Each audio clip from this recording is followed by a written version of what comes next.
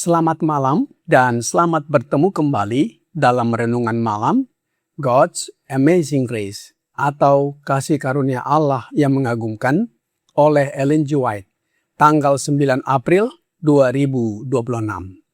Mari kita berdoa. Bapa kami yang di sorga, Allah pencipta langit dan bumi, laut beserta segala isinya. Satu-satunya Allah yang benar, yang kami sembah selalu melalui anak-Mu Yesus Kristus. Kami bersyukur dan berterima kasih oleh sebab penyertaan dan perlindungan Bapa sepanjang hari dalam seluruh aktivitas dan pekerjaan kami. Pada malam ini, kami akan mendengarkan firman-Mu. Mohon karuniakan Roh Yesus Kristus dalam hati kami, menuntun dan mengajari kami, agar dapat mengerti dan menghidupkan firman yang kami pelajari dan dengarkan. Besertalah dengan kami sepanjang malam ini, ya Bapa. Kami persembahkan doa ini di dalam nama Yesus yang adalah Tuhan dan Juru Selamat kami. Amin. Renungan malam ini akan dibacakan oleh Ibu Nurhimsa Sidabutar. Kepada Ibu Nurhimsa, kami persilahkan. Terima kasih. Selamat malam untuk kita semua. Bacaan renungan malam kita pada tanggal 9 April 2026 berjudul Mematahkan Kebiasaan Buruk. Ayat inti diambil dari 2 Korintus 5 ayat 17. Jadi siapa yang ada di dalam Kristus, ia adalah ciptaan baru, yang lama sudah berlalu. Sesungguhnya yang baru sudah datang. Melalui kuasa Kristus, pria dan wanita telah memutus rantai kebiasaan berdosa. Mereka telah meninggalkan keegoisan. Yang suka menghujat menjadi hormat, pemabuk menjadi sadar, yang bejat menjadi suci. Jiwa-jiwa yang dahulu menyerupai setan telah diubah menjadi gambar Allah. Perubahan ini sendiri adalah mujizat dari segala mujizat. Perubahan yang dikerjakan oleh firman ini adalah salah satu misteri terdalam dari firman itu. Kita tidak dapat memahaminya. Kita hanya dapat percaya sebagaimana dinyatakan dalam kitab suci bahwa itu adalah Kristus ada di tengah-tengah kamu. Kristus yang adalah pengharapan kemuliaan. Kolose 1 ayat 27. Dengan meninggalkan segala sesuatu yang menghalangi kemajuannya di jalan menuju sorga atau yang dapat menyesatkan orang lain dari jalan sempit, orang percaya akan menyatakan dalam kehidupan sehari-harinya belas kasihan, kebaikan, kerendahan hati, kelemah lembutan, kesabaran dan kasih Kristus. Kuasa kehidupan yang lebih tinggi, lebih murni, dan lebih mulia adalah kebutuhan besar kita. Dunia terlalu banyak menguasai pikiran kita, dan kerajaan surga terlalu sedikit. Dalam usahanya mencapai cita-cita Allah baginya, orang Kristen tidak boleh putus asa. Kesempurnaan moral dan rohani melalui kasih karunia dan kuasa Kristus dijanjikan kepada semua orang. Yesus adalah sumber kuasa, mata air kehidupan. Marilah kita menjadikan firman Allah yang kudus sebagai pelajaran kita, membawa prinsip-prinsip kekudusannya ke dalam kehidupan kita. Marilah kita berjalan di hadapan Allah dengan kelemah lembutan dan kerendahan hati, setiap hari memperbaiki kesalahan kita. Damai dan ketenangan akan datang ketika kita menundukkan kehendak kita kepada kehendak Kristus. Maka kasih Kristus akan memerintah di hati, menawan sumber-sumber tindakan yang tersembunyi. Sifat lekas marah dan mudah tersinggung akan dilembutkan dan ditenangkan oleh minyak kasih karunia Kristus. Dalam ketergantungan yang rendah hati dan penuh syukur, orang yang telah diberi hati baru bersandar pada pertolongan Kristus. Ia menampakkan dalam hidupnya buah kebenaran. Dahulu ia mencintai dirinya sendiri. Kesenangan duniawi adalah kesukaannya. Sekarang berhala itu telah diturunkan dan Allah memerintah tertinggi. Dosa yang dahulu dicintainya, kini dibencinya. Dengan teguh dan mantap, ia mengikuti jalan kekudusan. Demikianlah bacaan renungan malam kita pada malam ini. Terima kasih, Tuhan Yesus memberkati. Terima kasih atas penata layanan Ibu Nurhimsa. Tuhan Yesus memberkati. Saudara-saudari dalam Yesus Kristus. Renungan malam ini berjudul Mematahkan Kebiasaan Buruk. Apa saja kebiasaan buruk menurut firman Tuhan atau Alkitab? Alkitab menyebut berbagai kebiasaan buruk sebagai perbuatan daging. Rasul Paulus dalam Galatia 5 ayat 19 sampai 21 berkata, perbuatan daging telah nyata, yaitu percabulan, kecemaran, hawa nafsu, penyembahan berhala, sihir, perseteruan, perselisihan, iri hati, amarah, kepentingan diri sendiri, percideraan, roh pemecah, kedengkian, kemabukan, pesta pora, dan sebagainya. Terhadap semuanya itu, kuperingatkan kamu, seperti yang telah kubuat dahulu, bahwa barang siapa melakukan hal-hal yang demikian, ia tidak akan mendapat bagian dalam kerajaan Allah. Rasul Paulus menambahkan di dalam Efesus 4 ayat 31 dan Kolose 3 ayat 8. Segala kepahitan, kegeraman, kemarahan, pertikaian, dan fitnah hendaklah dibuang dari antara kamu. Demikian pula segala kejahatan. Tetapi sekarang, buanglah semuanya ini, yaitu marah, geram, kejahatan, fitnah, dan kata-kata kotor yang keluar dari mulutmu. Semua kebiasaan buruk di atas adalah perbuatan daging yang harus dipatahkan atau ditinggalkan dan dibuang. Mengapa semuanya itu harus dipatahkan, ditinggalkan, dan dibuang? Karena semuanya itu menjauhkan kita dari Allah dan tidak akan dapat bagian dalam kerajaan Allah. Sebagaimana disebutkan dalam Galatia 5 ayat 21. Alkitab juga menyebutkan dan mengajarkan kebiasaan baik. Sebagaimana di dalam Galatia 5 ayat 22 sampai 23.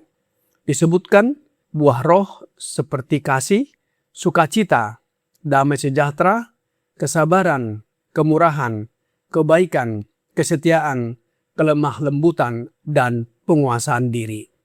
Selanjutnya, Rasul Paulus di dalam Kolose 3 ayat 12 sampai 14 berkata, karena itu, sebagai orang-orang pilihan Allah yang dikuduskan dan dikasihinya, kenakanlah belas kasihan, kemurahan, kerendahan hati, kelemah lembutan, dan kesabaran. Sabarlah kamu seorang terhadap yang lain, dan ampunilah seorang akan yang lain, apabila yang seorang menaruh dendam terhadap yang lain, sama seperti Tuhan telah mengampuni kamu. Kamu perbuat jugalah demikian. Dan di atas semuanya itu, kenakanlah kasih sebagai pengikat yang mempersatukan dan menyempurnakan. Saudara-saudari dalam Yesus Kristus, Rasul Paulus menekankan agar membiasakan diri dalam belas kasihan, kerendahan hati, kelemah lembutan, kesabaran, dan kasih sebagai pengikat yang mempersatukan. Kebiasaan menentukan hidup kita di masa mendatang. Sebab kebiasaan kita akan menjadi karakter kita. Roh Nubuat di dalam Child Guidance halaman 202 paragraf 4 berkata, kita akan menjadi individu untuk waktu dan kekekalan, seperti apa yang dibentuk oleh kebiasaan kita. Kehidupan orang-orang yang membentuk kebiasaan yang benar dan setia dalam menjalankan setiap tugas akan seperti cahaya yang bersinar, memancarkan sinar terang di jalan orang lain. Tetapi jika kebiasaan ketidaksetiaan dibiarkan, jika kebiasaan yang longgar, malas, dan lalai dibiarkan menguat, awan yang lebih gelap dari tengah malam akan menyelimuti prospek kehidupan ini dan selamanya menghalangi individu dari kehidupan di masa depan. Suatu kelalaian yang sering diulang-ulangi akan membentuk karakter yang buruk. Satu tindakan yang salah membuka jalan bagi kesalahan berikutnya. Kebiasaan-kebiasaan buruk lebih mudah dibentuk daripada kebiasaan yang baik dan lebih sulit dilepaskan. Kebiasaan-kebiasaan buruk seperti rantai kebiasaan berdosa dalam hidup kita. Oleh sebab itu, rantai tersebut harus kita putus. Dengan apa kita memutuskannya?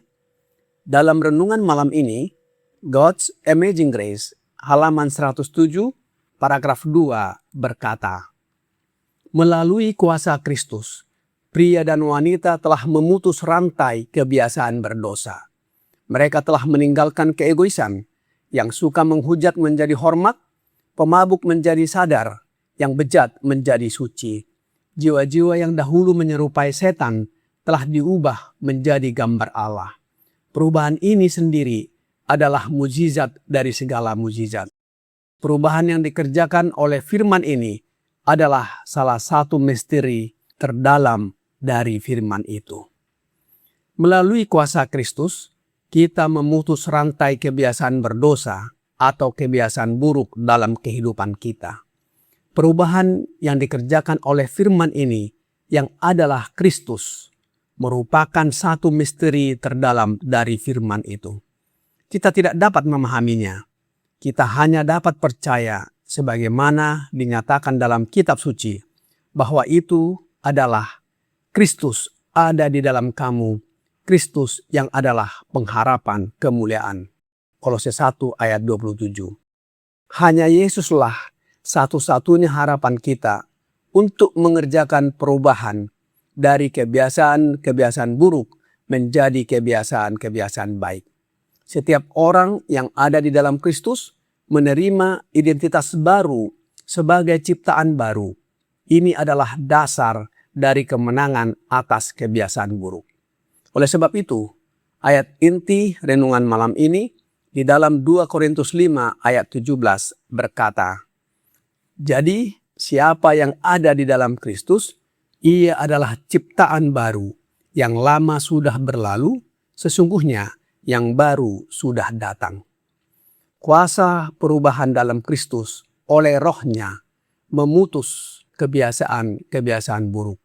Tidak ada kebiasaan buruk yang terlalu kuat baginya. Banyak orang telah mengalami perubahan radikal ini. Ini bukan sekedar perbaikan diri, tetapi pembebasan sejati oleh kuasanya. Perubahan kebiasaan-kebiasaan buruk menjadi kebiasaan-kebiasaan baik adalah mujizat terbesar. Mungkin kita tidak dapat menjelaskannya secara logika, tetapi kita dapat melihat hasilnya. Kristus tinggal dalam diri kita dan mengubah kita dari dalam hati kita. Ketika Yesus mengubah hati kita, keinginan kita pun berubah. Dosa yang dulu kita cintai menjadi sesuatu yang kita benci. Kita mulai hidup dalam kekudusan dengan karakter yang sesuai dengan kehendaknya dan mengikuti jalannya dengan teguh. Karakter Yesus dinyatakan dalam kehidupan kita. Inilah misi kita sebagai orang Kristen. Roh Nubuat di dalam The Signs of the Times, tanggal 8 Juni tahun 1891, paragraf 10 berkata, misi orang Kristen di dunia adalah untuk menyatakan karakter Kristus, untuk mewakili Tuhan kepada anak-anak manusia yang telah jatuh. Jika kita ingin masuk surga, kita harus membawa surga ke dalam hidup kita di sini. Kita harus murni dan kudus. Dan jika kita akhirnya memperoleh surga, kita akan bersama Juru Selamat sepanjang zaman kekekalan. Saudara-saudari dalam Yesus Kristus, karakter Kristus yang kita miliki adalah kekuatan. Kesaksian diam tentang kehidupan yang benar, tidak mementingkan diri dan saleh, membawa pengaruh yang hampir tidak tertahankan. Dengan menyatakan dalam hidup kita sendiri karakter Kristus, kita bekerja sama dengan Dia mematahkan kebiasaan-kebiasaan buruk, yaitu kebiasaan berdosa, dan menyelamatkan jiwa kita, keluarga, dan orang lain. Hanya dengan mengungkapkan dalam hidup kita karakternya, kita dapat bekerja sama dengannya dan layak untuk masuk ke dalam kerajaan sorga. Kiranya pekabaran ini membawa pembaharuan bagi kita. Tuhan Yesus memberkati. Mari kita berdoa. Bapa kami yang di sorga, terima kasih atas pekabaran malam ini, bahwa kebiasaan kami dalam dosa dan kejahatan hanya dapat dipatahkan atau diputus hanya dengan kuasa Yesus Kristus oleh Roh-Nya dalam kehidupan kami. Oleh sebab itu ya Bapa, kami mohon karuniakan Roh Yesus Kristus di dalam hati kami, agar kebiasaan yang baik sesuai dengan karakter Yesus menjadi milik kami. Sucikanlah hidup dan karakter kami agar serupa dengan hidup dan karakter Yesus. Kami dapat melayani dalam pekerjaan Tuhan, membawa jiwa-jiwa datang dan bertobat. Dan apabila saatnya tiba, ketika Yesus datang kembali, kami siap menyambutnya dan masuk ke dalam kerajaan sorga. Kami serahkan hidup kami ke dalam tangan-Mu sepanjang malam ini, ya Bapa. Mohon ampuni kami atas dosa dan pelanggaran yang telah kami perbuat. Kami persembahkan doa ini di dalam nama Yesus, yang adalah Tuhan dan Juru Selamat kami. Amin.